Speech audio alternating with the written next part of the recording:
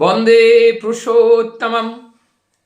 हमारे देश अनेकों मत पत संप्रदाय से अलग अलग हो चुके हैं, एक दूसरे से जुदा हो चुका है, एक दूसरे से एकदम मुंह फेर चुका है।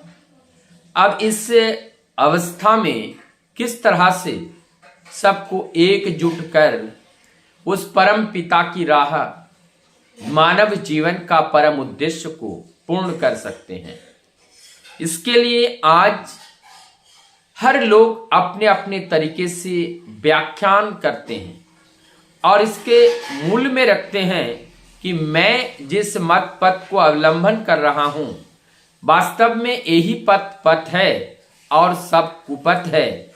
आप सब इस पथ को धारण कीजिए। इस तरह के विचारधारा को रखते हैं मत पथ अवलंबी।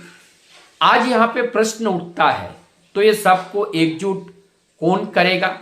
तो इससे पहले हम थोड़ा देखते हैं मत क्या है, पथ क्या है और इसका जन्म कैसा हुआ।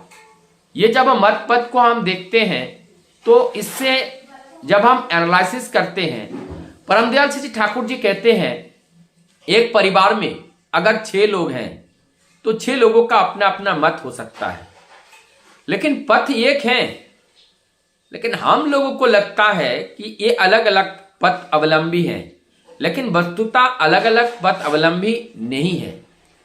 वो अगर हम धक्का लगा करके उसको लेके जाएं वो अलग बात, लेकिन इसे किस तरह से हम अपने लक्ष्य की ओर ले जा सकते हैं, अपने जीवन की उद्देश्य को इस देह के द्वारा कर्म करते हुए परिपूरित कर सकते हैं, तब जाकर के मानव जीवन का सार्थकता होती है।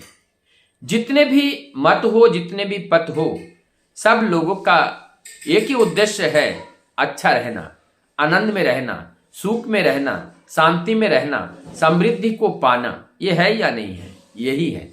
तो जब यही है आनंद में रहना, तो आनंद का जो मूल है उस मूल को हमें समझना पड़ेगा। जब मूल को छोड़कर हम डाली डाली घूमते रहेंगे, तब हमें क्या होगा? डाली डाली घूमते रहने से हमें पूर्ण आनंद, पूर्ण स्वाद हमें प्राप्त नहीं होगा। इसलिए आज इस मत पथ को अगर हम देखते हैं, सृजन किसने किया? आप और हमने किया। जब जब इस प्रभु धराधाम पर आए, नर रूप में आए, नर विग्रह में आए और जिस माँ के गर्भ में आए, हम लोगों ने उन्हीं का संतान मान करके, उन्हीं का जाति के मान करके हम उनसे अपने आप को अछूता कर लिए। हम उनको नहीं मानते हैं, उनको बात को नहीं सुनते हैं और जिस परिवार में, जिस समाज में जन्म लिए, वो लोग उनको घेर लेते हैं।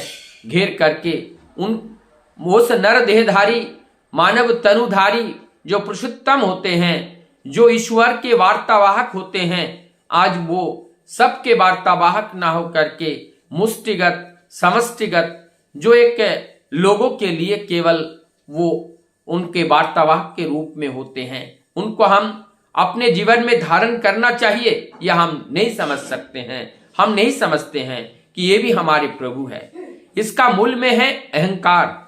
हम अपने अहंकार में बसे हैं कि वो तो मुसलमान परिवार में जन्म लिया, मोहम्मद साहब वो हमारे प्रभु कैसे हो सकते हैं? और मुस्लिम लोग कहते हैं भगवान राम तो हिंदू परिवार में जन्म लिया, तो वो हमारे भगवान कैसे हो सकते हैं? इस तरह से एक विद्वेष भावना, एक अलगपन और एक संप्रदाय, एक पंथ का उत्पन्न होता है।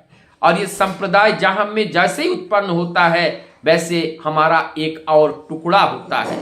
जब हम टुकड़े में बांटते हैं, मजहबों में बांटते हैं, तो टुकड़े में, मजहबों में बंटने से हम निरंतर कमजोर होते हैं।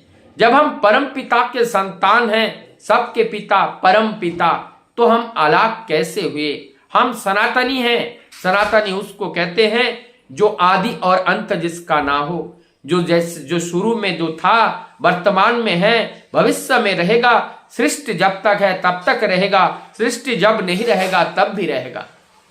सनातन का कभी अंत नहीं होता है। ये अंत ना होने वाले, ये सीमाहीन अनंत ये स्वरूप हैं। ये अनंतता है। तो इस अनंतता को हमें समझना पड़ेगा।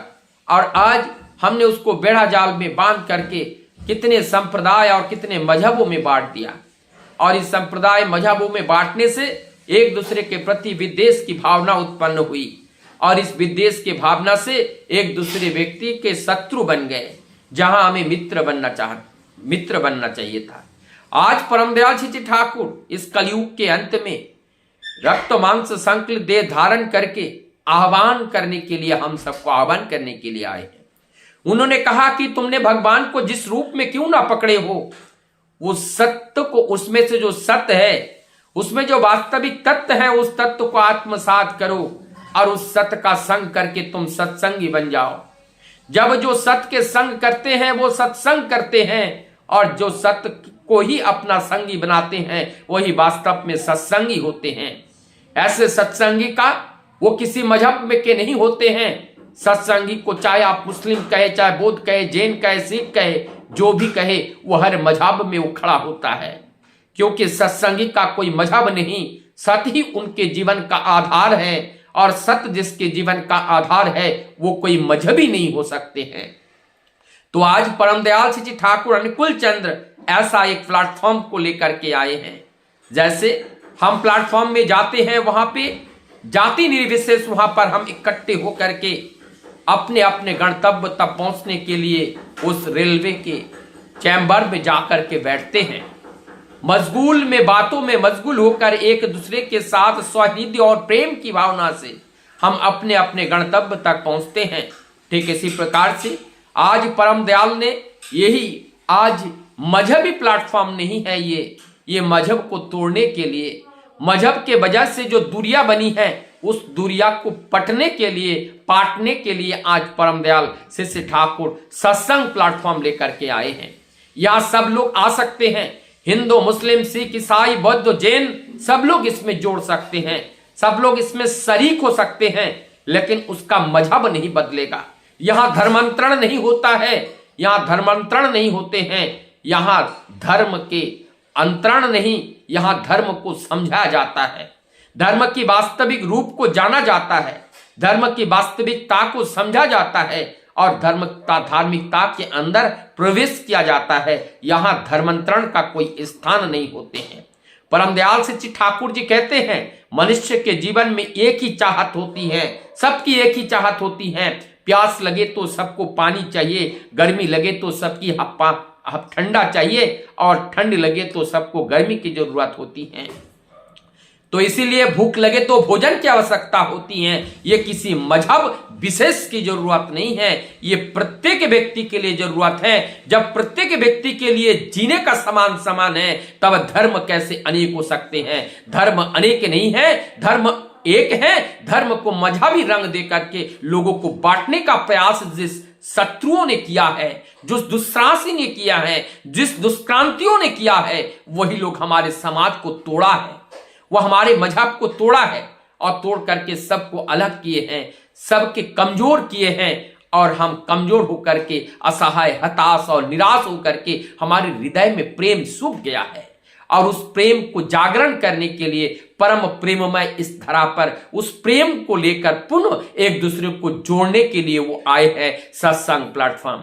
आइए और यहाँ पे आए, और हम अपने अपने मत पथ जिसको अनुसरण करते हैं, अनुसरण करते हुए चलेंगे, लेकिन परम पिता की दिए हुए जो कॉमन प्लेटफॉर्म की जो कॉमन बातें हैं उसको हमें करना पड़ेगा।